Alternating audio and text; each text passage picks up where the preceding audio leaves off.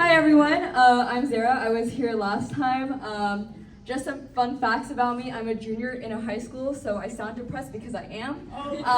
And I am the child of two immigrants. So I'm Indian, I'm a first generation American. Yeah, give it up for me, guys. Give it up for me. Yeah, there we go. Yeah, so I'm Indian, and this means a lot of things for a lot of different people. It could mean that you're extremely cheap and that shampoo lasts you years long because you put water in it every month and get foam. This could mean that you're always living in the shadow of Naila Auntie's son who got into IIT in India. Or this could mean that your parents have never told you they love you. And that's exactly what I'm going to be talking about today. In the past 16 years I've been alive, my parents have never said they love me. Like, they never said, Zehra, I love you. That's never come out of their mouth. And I don't know if it was in the Indian parenting handbook or if it was in the Desi parenting handbook. I've never heard a brown parent tell their child, I love you, which is super weird because I'm a great person. But, I thought about it and I was like, okay, this is kind of weird because I met my first white friend like this past summer and I was like, oh my God, she ends every call with I love you, which is so weird. My parents have never said that to me. So I thought about it and I was like, there's no way my parents don't love me, right? So I went home, I thought about it, and I was like, hold on, they love me. It's just not the supreme kind of love. And let me put this into picture for the parents out there. White love is like biryani. Indian love is like a plate of biryani with black balls in them. And if you guys don't know what I mean, you know the peppercorn that you eat? You're like, ew, get that out of here, I'm here for the masala. And then you have to spit it out, but the shoddy photographer is right near you, so you can't spit it out ASAP. So you have to just swallow and be like, oh, I hate this, but you have to deal with it. And honestly, that's what makes Indian love, which is what we appreciate. So my dad has found different ways of showing me his love, and one of the things I picked up on is that he lectures me. And only an Indian dad would come up with course content to save money on summer classes. And so this happens every summer. We sit down 1 to 2 hours. My dad blabbers on about how he hiked through the mountains of India to get to school, how he worked 12 hours a day in order to get into IIT, all that. I've heard it all. And at first I used to hate this. I used to be like, oh, I'm 12, I just want to go run outside, be unstoppable, but I'm stuck here listening to this 40-year-old man talk about his life story. I'm not here for that.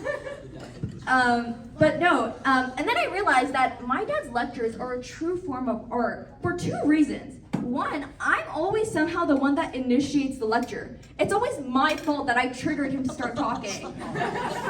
And two, somehow he's able to connect any arbitrary topic to me going to an overly prestigious college in America, also known as Stanford. Now, I'm gonna just give you a quick example here. Yes, I'm not getting it. Quick example, so I was in a summer program this last summer at Davis. So it's an agricultural city, which means they have great milk. And I was telling my dad, I was like, oh, the ice cream was amazing, right? This is a very classic conversation to have with your dad in the car. So I was talking to my dad about this ice cream, and I was like, Papa, it's so good. He interrupts me, and I'm thinking, how dare he? No pun intended. But he really interrupts me, and he's like, Zehra, you're like ice cream. And I was like, oh God, what did I do? What did I do? And he's like, you're like ice cream, you know why? And I was like, no, I do not. And he was like, because if you melt under the pressure and heat of the competition of this world, you're gonna end up being a McDonald's janitor and will be homeless on the street. So that's why it's important for you to go to Stanford and become a computer scientist. And I looked at him like the way your mom looks at you when you take Bartleby at a guest house. I was literally like, and I wanted to just choke myself, because what did I do? Why did I talk about ice cream? Who would have, I couldn't even connect the dots on my own. And maybe Jack and Adam are happy at McDonald's. Maybe they're loving their job. They work at McDonald's. They're probably loving it. We don't know. We don't know. But then once again, I thought about all this stuff, right? Because I'm an overthinker. And I was thinking about it. I was like, low-key, it could be because us Indians need to be kept in check. Have you seen brown thirst trappers? Have you seen them on the internet, with those curly hair? Oh.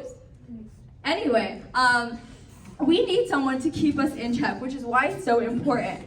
And I think my mom and dad do a great job at this, because I was talking to my dad about what I wanted to be when I grow up. And I came to him when I joined the speech and debate team at my school, and I was like, oh, Papa, I want to be a lawyer. And my dad looked at me and he was like, Zehra, yeah, you go be a lawyer. Just don't tell anyone I'm your dad, because people are going to be suing me for raising you in this way. And I was like, oh no. And I was like, oh no. and also I was like 12 at this time, so I like walked out of the room and I was like, what did he just say to me? And I was like, okay, you know what, it's fine, I'm gonna repaginate here, right? And so I watched MasterChef and I was like, oh God, I wanna be Gordon Ramsay, I can totally do that. So I went and I told my dad, I was like, Papa, I'm gonna be a chef. And he's like, yeah, you can be a chef on Kitchen Nightmares. And then tell me how that goes. And I was like, okay, we're crossing chef out of the list, right? And then I was like, okay, you know what? I could totally be an actor. I can totally do it, right? And now I'm 13. And so I told my dad, I was like, Papa, I'm gonna be an actor. And he was like, replace the A with the D-O, and then we'll talk. For those of you that didn't get that, it's called doctor. And these are conversations I had with my dad at the age of 12, 13. So I'd crossed off a lot of things on my list, and he definitely kept me in check because obviously I wouldn't be able to do any of those things. And once again, I never realized this was weird until I met my friend Davis, who ended every single call with, I love you, yeah, I love you too, I love you mom, I love you dad. And I was like, what is happening? Like, stop rubbing it in my face, I get it, okay? Because usually when I call my mom, it's like playing Russian roulette. Like, you don't know what you're gonna get. She could be asking about how my SAT studies are going. She could be asking about how my grades are. She could be asking about how I'm doing. Or she could be yelling at me for the past 39 calls she's made in the past 40 seconds. So, I swear to God, I'm telling you, Indian parents just like tap aggressively and hope that you pick up. And they cut the call within 3 seconds, hoping that like they missed your call and then they can yell at you for it. And so, when I called my mom, it usually went like this. I'd be like, hi mama, पागल लड़की कहाँ हो तुम अभी घर नहीं आए मैं 3 या 4 फोन कर रही है पापा का फोन नहीं उठाएंगे तुम ये she would go off. And I'm just like, yeah. And I have to pretend I'm happy listening to her yell at me in front of my friends while also making sure she doesn't think I'm laughing at her yelling at me. It's this horrible situation you're put into that I feel like a lot of people do not understand. Yeah, so it's a pretty horrible situation. However, and I think it's because our parents were like raised with very harsh standards growing up. Namely, the beauty standards in India are quite horrendous. Does anyone know the cream Fair and Lovely? Yeah, okay. It's racism in a bottle.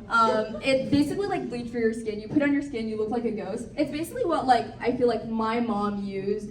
Those were her Instagram filters. That's what she used as her Instagram filters, you know, before like marriage proposal, they just put it on and be like, oh, I'm gonna have like ultimate Riz now. And that was the thing. And Fair and Lovely actually like kind of shook our generation because it was like obviously so problematic. And so they were like, oh, we got you guys. And they changed their name to Glow and Lovely.